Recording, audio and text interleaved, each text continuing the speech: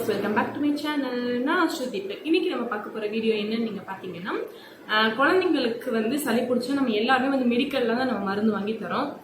நான் வந்து எப்போவுமே என் பையனுக்கு வந்து இப்போ 2 வயசு ஆச்சு. இப்போ வரைக்கும் வந்து நான் வெளியூரில் கடையில் வாங்கி கொடுக்குற மருந்து அப்படின்னா நான் எங்கேயாச்சும் ட்ராவல் பண்ணும்போது மட்டும்தான் மருந்து எடுத்துகிட்டு போவேன். அப்படி இல்லைன்னா வீட்டில் இருக்கும்போது நாட்டு மருந்து தான் யூஸ் பண்ணுவேன். அது ரொம்ப ரொம்ப நல்லது, எல்லா குழந்தைங்களுக்கும் செட் ஆகும். என்ன கஷாயம், அது கஷாயம் கொடுத்தோம் அப்படின்னா 2 நாளில் குழந்தைங்களுக்கு வந்து சளி எல்லாமே போயிடும். நீங்களும் ட்ரை பண்ணி பாருங்கள். அது வீட்டில் உள்ள பொருளை வச்சே தான் நம்ம வந்து ரெடி பண்ணுறோம். ஒன்றும் இல்லை, இந்த ஓமையில துளசி இதெல்லாம் வச்சு தான் நம்ம ரெடி பண்ணுவோம். இது குழந்தைங்க உடம்புக்கு ரொம்ப ரொம்ப நல்லது. நம்ம வந்து வெளியே உள்ள மருந்தை விட இந்த மருந்து வந்து ரொம்ப ஹைஜீனிக்காக இருக்கும். அதனால வந்து எந்த ஒரு சைடு எஃபெக்ட்ஸ் எதுவுமே இருக்காது. நாட்டு மருந்து கொடுத்தாதான் குழந்தைங்களுக்கு நல்லதுன்னு நம்ம பாட்டிங்க நம்ம அம்மாங்கெல்லாம் சொல்லுவாங்க. நான் வந்து 2 வயசு ஆயிடுச்சு. இப்போ வரைக்கும் நான் என் குழந்தைக்கு வெளியே உள்ள மருந்து வீட்டில் இருக்கும்போது கொடுத்ததே கிடையாது.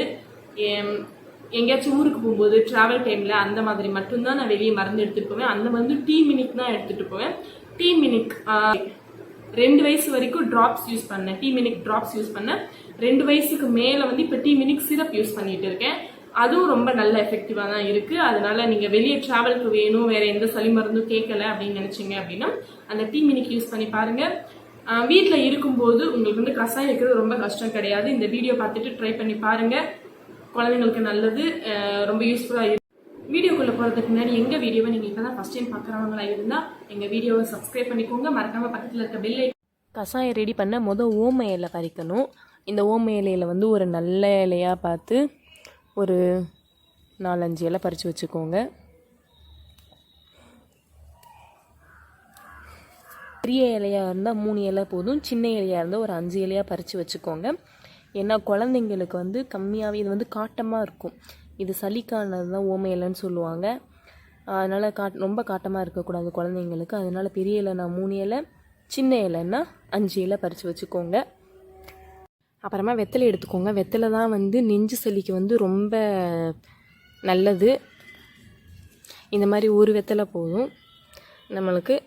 குழந்தைங்களுக்கு வந்து நெஞ்சு சளி இருந்தால் வெத்தலை வந்து தைலம் தேய்ச்சோ இல்லை எண்ணெய் தேய்ச்சி நெஞ்சில் தடவி வச்சாலே சளியெல்லாம் எடுத்துருன்னு சொல்லுவாங்க. நெஞ்சு சளியெல்லாம் இருந்தால் ஒரே நாளில் வந்துடும். அதனால் வெத்தலை 1 எடுத்துக்கோங்க. அப்புறமா துளசி எடுத்துக்கோங்க. துளசி வந்து ஒரு 10-15 இலை எடுத்துக்கோங்க. துளசி வந்து இருமலுக்கு ரொம்ப ரொம்ப நல்லது. நம்ம நார்மலாக பெரியவங்களே துளசி சாப்பிட்டா வந்து இருமல் வராதுன்னு சொல்லுவாங்க. அதனால் வந்து துளசி ஒரு 10-15 இலை எடுத்து வச்சுக்கோங்க.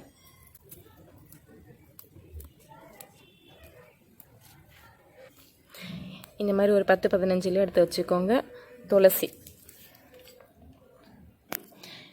அப்புறமா ஒரு 2 பல்லு பூண்டு எடுத்து வச்சுக்கோங்க. இந்த பூண்டை வந்து நல்லா நசுக்கி போடணும்.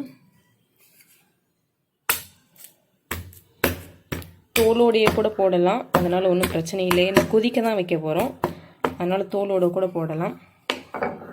இந்த மாதிரி நசுக்கி வச்சுக்கோங்க. நம்ம பறித்த இந்த வெத்தலை, ஓமவல்லி இலை, துளசி எல்லாத்தையுமே இப்படி பிச்சு பிச்சு போட்டு வச்சுக்கோங்க. இப்படி பிச்சு போட்டதில் இந்த நம்ம இடித்து வச்சுருக்க இந்த 2 பூண்டு எடுத்து இதில் போட்டுக்கோங்க. அப்புறமா ஒரு 8 மிளகு எடுத்துக்கோங்க. என் பையனுக்கு வந்து 2 வயசு ஆகுது, அதனால் நான் 8 மிளகு எடுத்திருக்கேன். இதுவே 1 வயசுக்குள்ள குழந்தைங்களா இருந்தால் 4 மிளகு இல்லைன்னா 5 மிளகே ரொம்ப அதிகம், ஏன்னா ரொம்ப காட்டம் கொடுக்கும். இதை இந்த மாதிரி இடித்து வச்சுக்கோங்க. இடித்து வச்சாதான் அந்த காட்டம்லாம் வந்து கொதிக்க வைக்கும்போது இறங்கும்.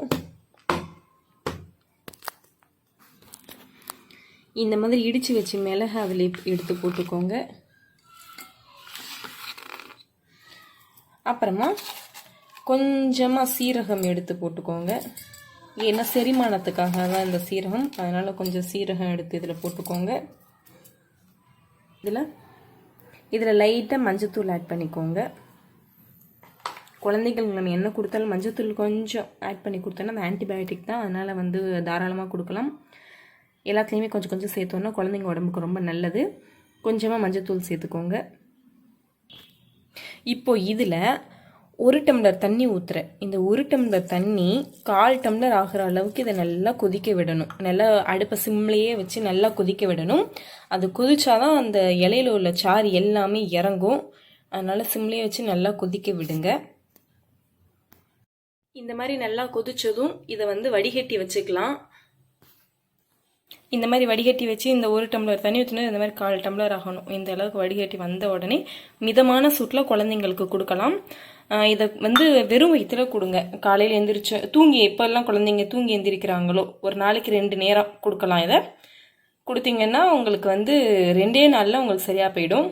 இதை கொடுத்து ட்ரை பண்ணி பார்த்துட்டு உங்களுக்கு யூஸ் ஆச்சுன்னா எங்களுக்கு கமெண்ட் பண்ணுங்கள்.